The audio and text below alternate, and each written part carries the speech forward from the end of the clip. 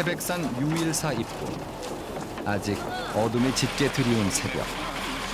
전국 각지에서 산행객들이 집결하고 있다.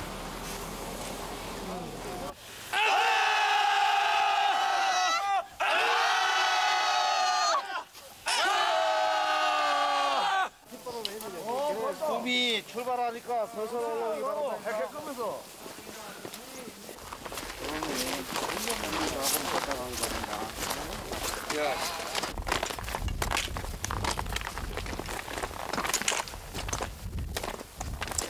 천재단이 있는 태백의 정상. 눈꽃 마냥 펼쳐진 상고대가 순백의 새로운 세계를 펼쳐 보이고 있다.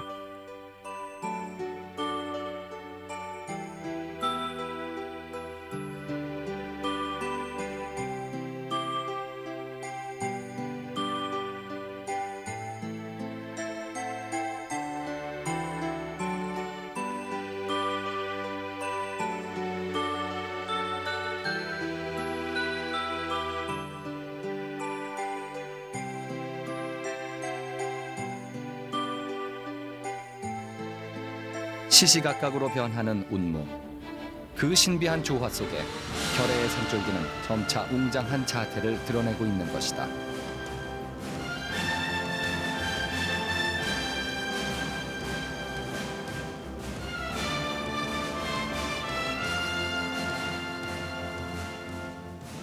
저 건너가 문수봉이거든. 문수봉 밑에는 낙동강이 지금 흐르고 있다고. 낙동강 720km의 낙동강 발원지가 피제 삼수령에서 발원해가지고 황지에서 물이 흘러가지고 같이 합류해서 다대포 앞바다 모른 데까지 흘러가는 게 그겁니다.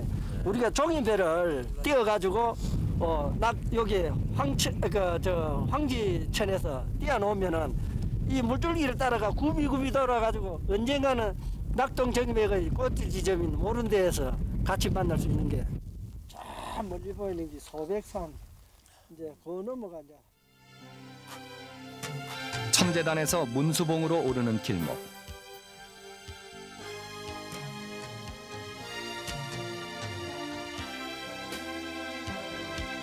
이름만으로도 웅장함이 엿보이는 백두대간이란 표지판이 시야에 들어온다.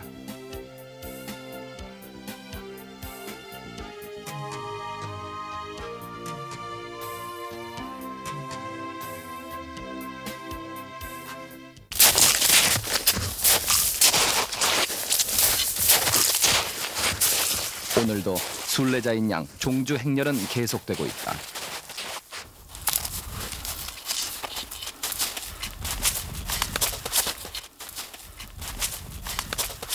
자, 지금 우리가 그 명국도와 만나는 피제까지 왔는데, 저희들이 이제 앞으로 가야 될 길은 이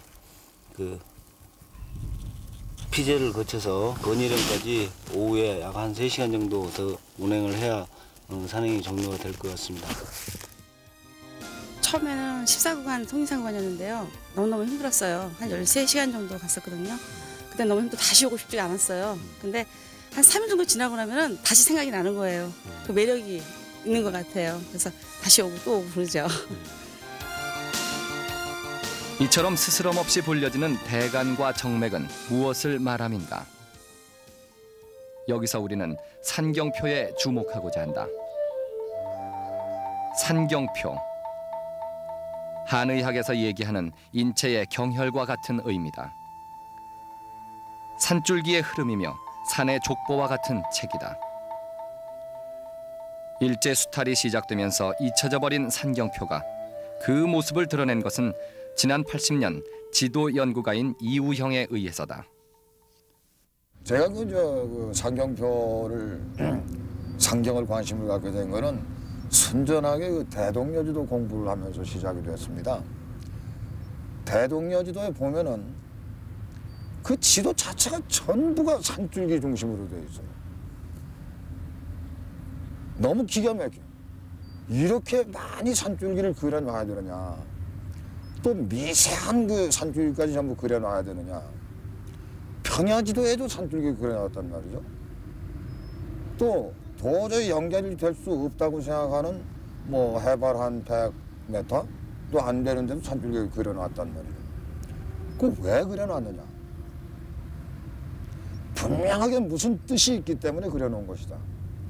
또 하나는 지도에 그려져 있는 그 선들이라고 하는 거는 그 시대 사람들하고 직접 관계된 것만 골라서 담는 것이 지도거든요.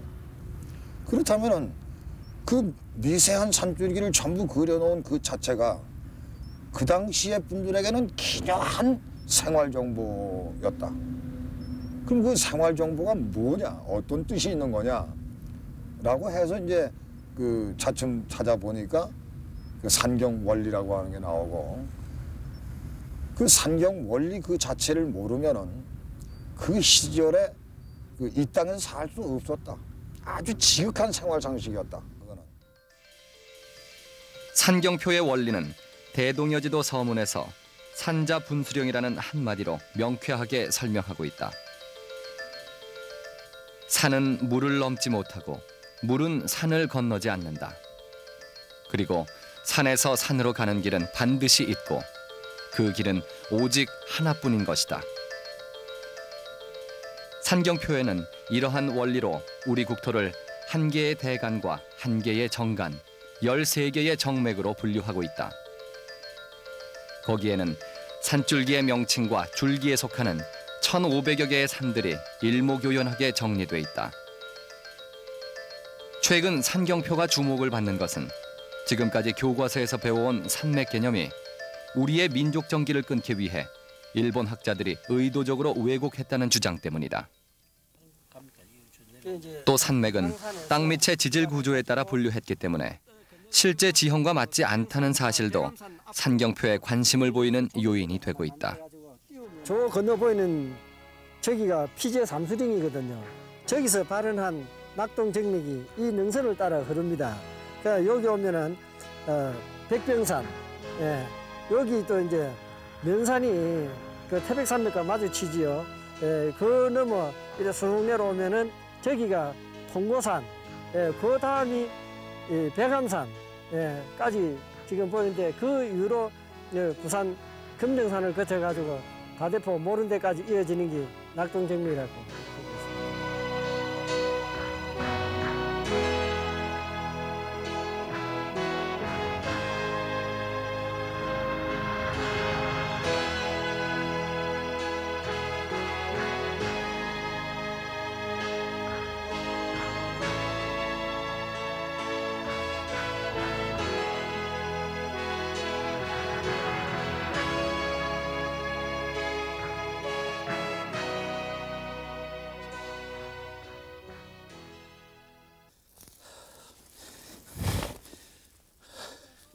칠흑 같은 밤, 짙게 드리운 안개 사이로 어둠을 헤치는 불빛들이 하나둘씩 다가온다. 국토순례에 나선 낙동정맥 종주팀이 금정산 고당봉으로 향하고 있다. 미끄럽다. 전부 절벽이다. 맞다 올라가세요. 여기는 완전 길도 없다. 아이고 수고했습니다. 아이고 낙동정맥 사람 위험하다. 맞다. 낙동정맥 종주 제24차 금정산 고단봉 801고지 만세! 만세!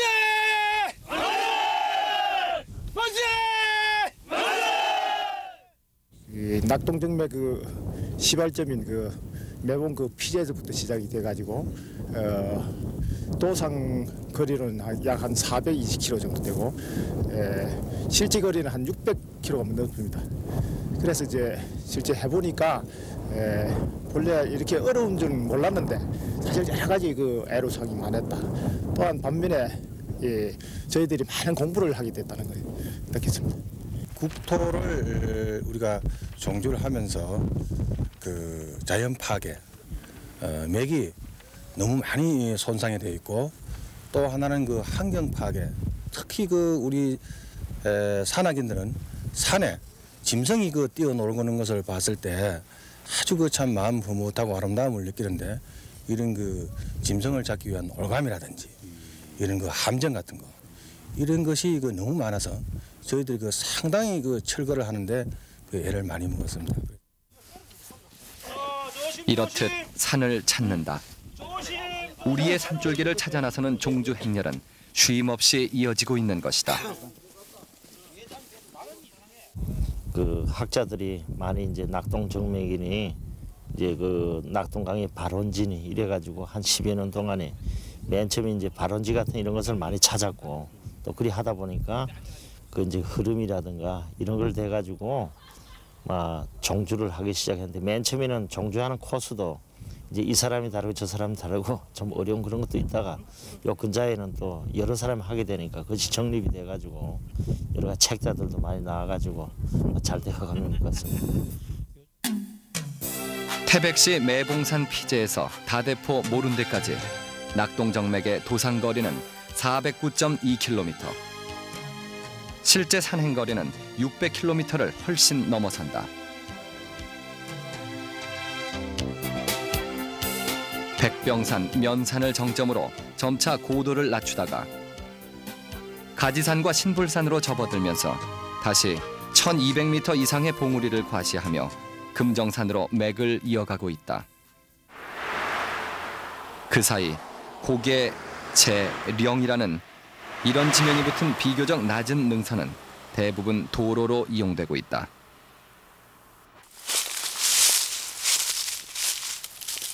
낙동정맥에는 이미 고속도로 3곳과 7곳의 국도, 12곳의 지방도로가 개설돼 맥을 가르고 있다. 강원도 매봉산에서 뿌리를 내린 낙동정맥은 가지산, 천성산을 휘돌아 낙동강 강줄기와 맞닥뜨리며 금정산에서 다시 한번 모양새를 추스리고 있다. 금정산 고당봉을 주봉으로 하는 부산의 산줄기는 어떻게 뻗어 있는가? 부산의 산줄기는 옛 문헌이나 지도에서도 비교적 명료하게 나타나고 있다.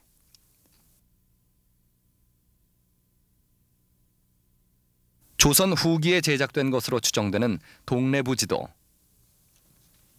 요 그림은 동래 부지도니까 여기에 금정산성이 되죠.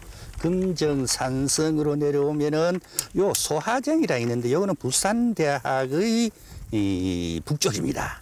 소하정. 그러면서 내려오면서 서남산, 서남사가 있는 산. 지금은 이 백양산이 되어 있습니다. 백양산이 되어 있죠. 이쪽으로 내려가 가지고서 다대포가 되죠. 다대포가 되고 쭉 내려가 가지고서 모룬대가 맨 끝이 되죠. 동래부지도에 앞서 제작된 해동지도에도 부산 산줄기의 주맥과 지맥 표시가 같은 형태다. 산경표에는 금정산과 화지산, 엄광산, 모룬대를 낙동정맥의 주맥으로 기재하고 있다. 인공위성에서 촬영한 부산시 전경이다. 산줄기와 능선의 형태에서 주맥을 쉽게 알 수가 있다. 그러나 지질구조상의 산맥 개념으로 보면 사정은 달라진다. 동아시아 일대가 그 전에 연구가 많이 되어 있었습니다. 특히 미국 사람이나 영국 사람들 가지고 그러한 기초 위에서 한반도에 산지가 되어 있는가라도 그렇지만은 중국 방해라든지 그 다음에 저 백두산에 장백산맥 저거는 요동반도하고 같습니다 방향. 그래서 요동방향이라 그러고 그 다음에 그 위에 만들어진 것이 남북 방향의 바로 태백산맥입니다. 대표적인 자가. 그래가지고 제 갈래의 산맥으로서 이루어져 있다 이런 얘기입니다. 주맥은 동일하지만 지맥에는 상당한 차이를 보이고 있다. 현재의 수영천 부근을 지나는 단층 구조로 인해 다름산에서 장산, 황령산을 거쳐 영도의 복례산을 같은 맥으로 보고 있는 것이다. 일명 금년산맥이다. 따라서 지질구조상으로 보면 부산의 산줄기는 금정산맥을 주맥으로 하고 양옆으로 금년산맥과 신어산맥이 뻗쳐 있는 형태다. 이렇게 굽이굽이 기세 좋게 흘러온 결해의 산줄기.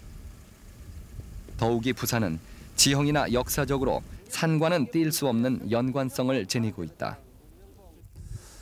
부산은 원래는 전체가 산지입니다. 이 산지이다 보니까 지난날이 가지고 있던 이 고을의 이름도 모두가 산에서 기원했습니다. 우리 문헌상에서 부산의 맨 처음은 장상국입니다. 그 산에서 이어져 가지고서 거칠상국이 됩니다. 그러다가 1577년에 동래가 됩니다. 동래 자체도 동해의 내상이다. 그 내산은 복내상이라고 해서 역시 장산을 말합니다. 그러니 동래라는 이름도 산에서 유래했습니다.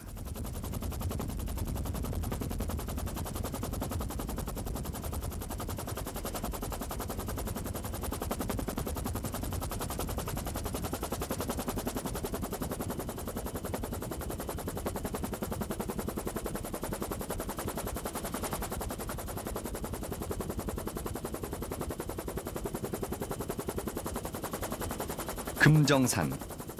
금정산은 부산의 진산이자 주산이다. 나라를 지키는 호국의 산이고 토속신앙의 본거지로서 부산의 역사와 그 뿌리를 같이 하고 있다.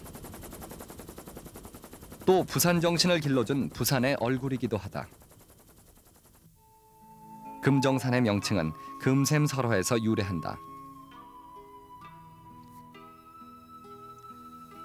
금정산은 동래현 북쪽 20리에 있다. 산마루에 3길 정도 높이의 돌이 있는데 그 위에 샘이 있다. 둘레가 10여 척, 깊이는 7촌쯤 되고 가뭄에도 마르지 않고 색이 황금과 같다.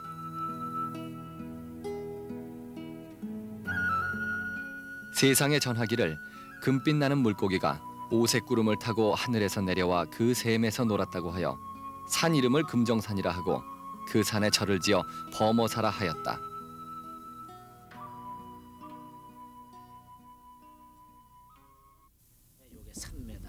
이처럼 신령스런 금샘을 이제 어떻게 해석해야 할 것인가?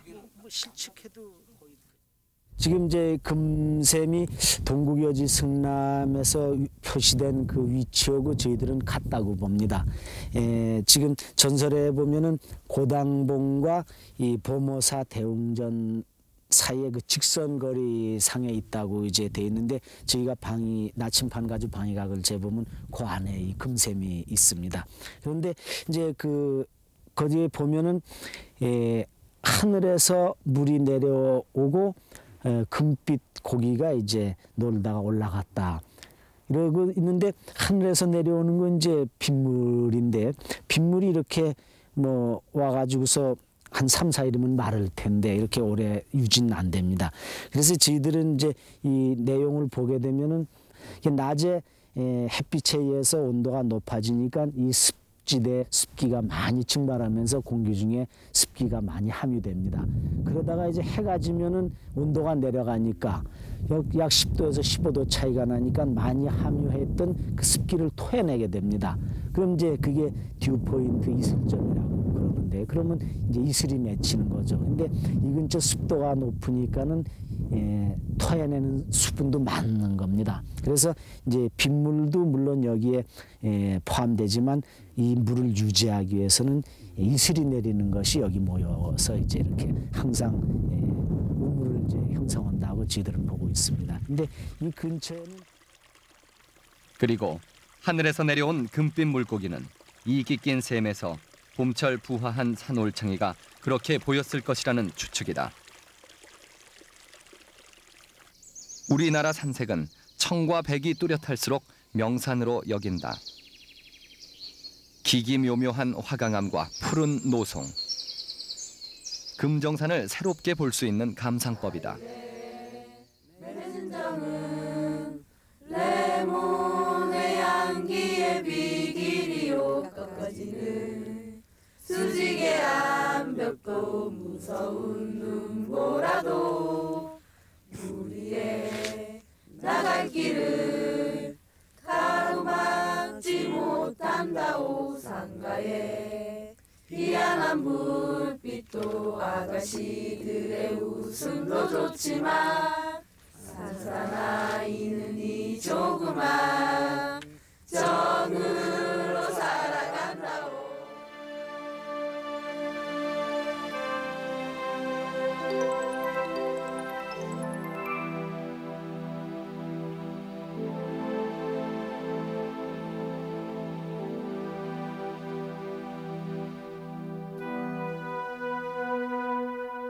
고당봉의 어둠이 깃들면 시가지에도 불빛을 밝힌다.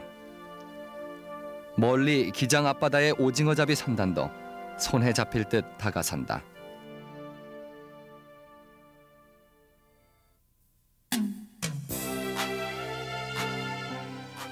금정산은 낙동강이 유입되는 서쪽 대천천을 향해 디귿자형으로 모두 12개의 봉우리를 거느리고 있다. 또 고당봉을 제외한 주능선의 평균 고도가 500여 미터에 불과하다. 그만큼 등산로를 얘기하는 것이 별 의미가 없을 정도로 어디서나 산행이 용이하고 쉽게 찾을 수가 있는 것이다. 그래서인지 금정산은 이미 포화 상태를 빚고 있다. 휴일 산행객이 줄잡아 10만여 명에 이를 것이라는 추산이다. 그나마 지난 96년부터 시행 중인 휴식연제로 생태계가 다소나마 복원되는 기미를 보이고 있다. 휴식연제를 한 2년 정도 지금 실시하고 있는 과정에 있는데 얼마나 많은 이제 효과가 있느냐 하는 것을 우리가 한번 조사를 해봤습니다. 그러나 이 자연의 변화가 그렇게 뭐 쉽게 나타나는 건 아니죠. 그래서 나타날 수 있는 어떤 현상적인 측면에서 봐볼 때 이 지피식물들, 표면에 있는 붙어 있는 이 식물들이 어느 정도 생존해 있나 이런 정도로서 봤습니다. 그래서 지피식물들을 몇 개의 어떤 지표식물을 삼아 가지고 그 애기날이라든지 기머리 털이라든지 또 노루발풀 이런 몇 개를 그 지표식물로 해서 조사를 해봤을 때 휴식연제를 실시하는 구간에서는 상당한 많은 빈도로 조사를 됐기 때문에 휴식연제 실시가 효과가 있다 이렇게 봐집니다.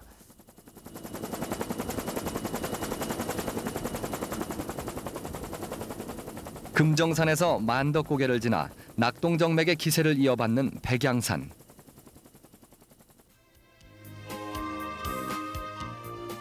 백호와 버드나무 숲을 가리키는 지명처럼 영락없는 호랑이 형세를 하고 있다.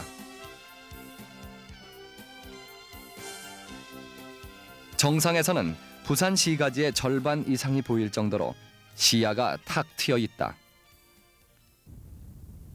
정상 부근에는 부산진 구민들의 정성을 담아 애진봉이란 큰 돌을 세우고 자그마한 공원을 조성해두고 있다.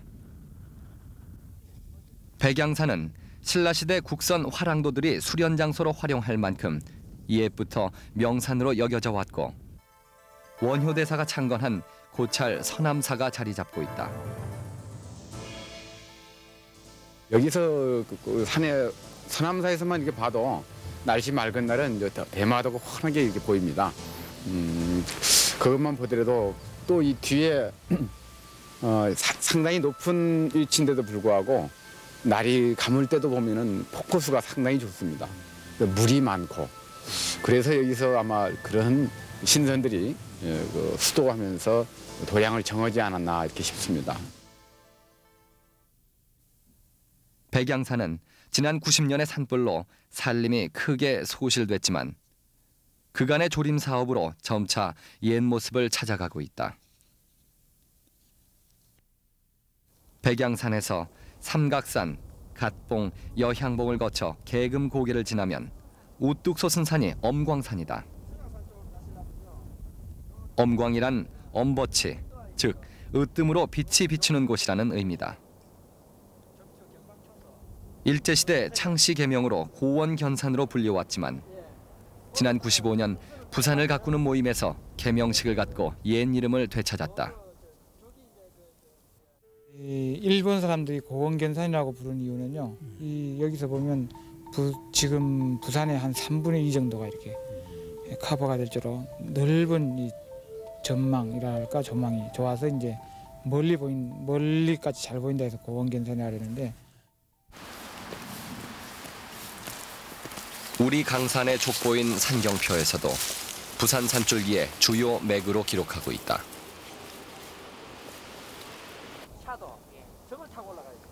엄광산에서는 구덕산, 봉화산을 거쳐 다대포 모른데까지 주맥이 이어지고 동으로 구봉산과 용두산으로 지맥이 뻗쳐 있다.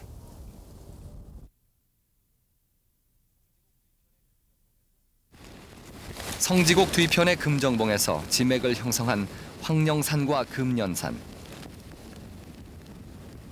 황령산은 동래가 신라에 정복되기 전 동래 지방에 있었던 거칠 산국에서 따온 이름으로 보고 있다. 황령산은 원래 황령인데 거칠을 바로 황자죠. 이 거칠단 말이 현대의 낱말의 뉘앙스로서 신라 때는 쓰지 않았다고 생각합니다. 그거는 오히려 영운이다, 의협심이 강하다, 정의롭다 하는 뜻으로 거칠단 말이 사용됐을 거요. 이것이 우리 동네 부의 이름으로 거칠상군이라고 말이 생긴다고 생각하면 우리가 현재 우리 부산의 정신적인 뿌리가 동네 부에 있었고 동네 정신이 바로 거칠다는 말이 있다면 우리는 장상국 하는 거기 중국 고대 사전을 찾으면 여운국이라는 말을 나오고 묘상국 하면 신성국이라는 말이에요. 그럼 우리 부산 정신의 근본은 뭐냐면 여운이라는 뜻과 신선이라는 뜻 두 개가 공존한다고 우리가 말할 수 있어요. 영도 봉래산에서 황령산 쪽을 감상해보면 마치 물 위에 떠있는 형상이다. 풍수지리상으로 연화분수형이다. 황령산은 지명처럼 뼈대가 억세고 경사도도 높지만 금년산은 생김새가 온유하고 굴곡이 완만하다. 금년산에는 1600년 전 신라 내무왕 때 아도 화상이 창건한 부산에서 가장 오래된 사찰인 마하사가 위치해 있기도 하다. 황령산은 5, 6도가 내려다 보이는 장산봉까지 지맥을 뻗쳐 부산항을 천혜의 항구로 만드는 주요한 역할을 하고 있다.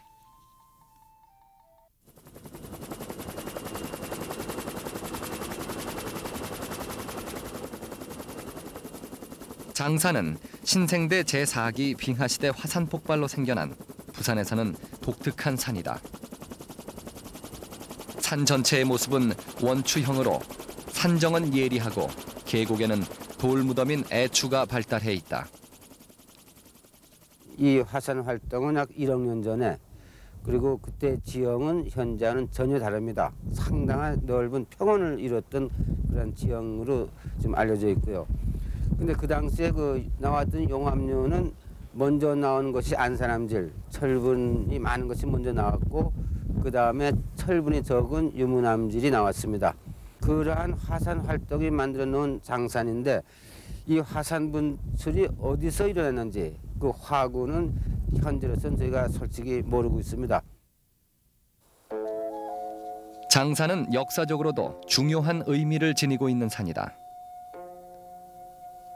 문헌상에 장산국기라 해서 부산에서 가장 먼저 등장하는 국가 형태의 부락을 형성했던 곳이기도 하다. 장산의 동쪽에 장산국이 있었다 이렇게 전해지고 있거든요.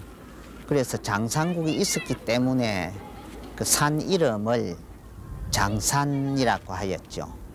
또 그 장산은 일명 상산이라고도 하는데 높은 산이라는 뜻이 되겠고, 그래서 그 장산국이 그 흔적이 지금도 지금 해운대 신시가지거에서 장산폭포, 양운폭포 쪽으로 올라가면은 그 흔적이 장산마을 지나서 있습니다. 장산에는 물이 많다. 그만큼 계곡이 깊다는 얘기고 오랫동안 군사지역으로 묶여 생태계 보존도 양호한 편이다. 서늘한 바람이 이렇게 불면서 물이 그냥 저쪽에는 물이 없잖아요. 여기는 물이 많고 물이 맑은 물이 이렇게 흐르고 또 요 마루 물고기들이 가만히 보면 물고기들이 많아요. 있어요.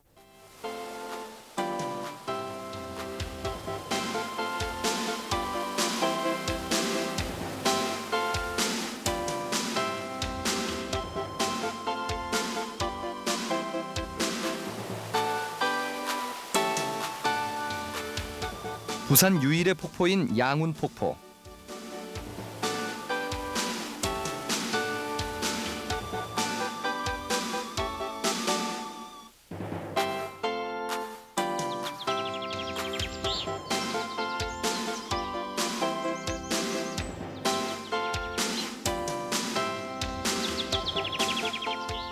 또 최근 한 주민이 정성껏 쌓아올린 돌탑이 마이산의 돌탑을 연상케 할 정도로 볼거리를 제공하고 있다.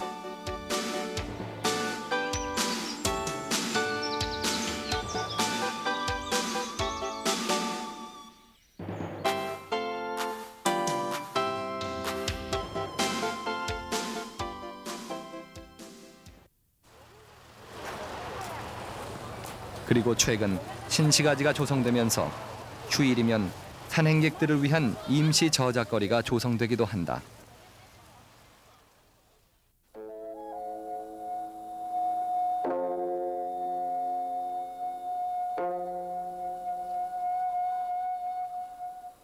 묵묵히 자기를 희생하면서 다만 빛으로 타오를 뿐인 초의 의미를 우리도 배워봅시다. 지금 타고 있는 이 초처럼 항상 남을 위해 봉사할 수 있는 제가 되어서 생을 마감할 때 후회 없는 삶을 살았으면 좋겠습니다. 어려운 경제 속에서도 언제나 건강을 잃지 않고 항상 웃으면서 살고 싶습니다.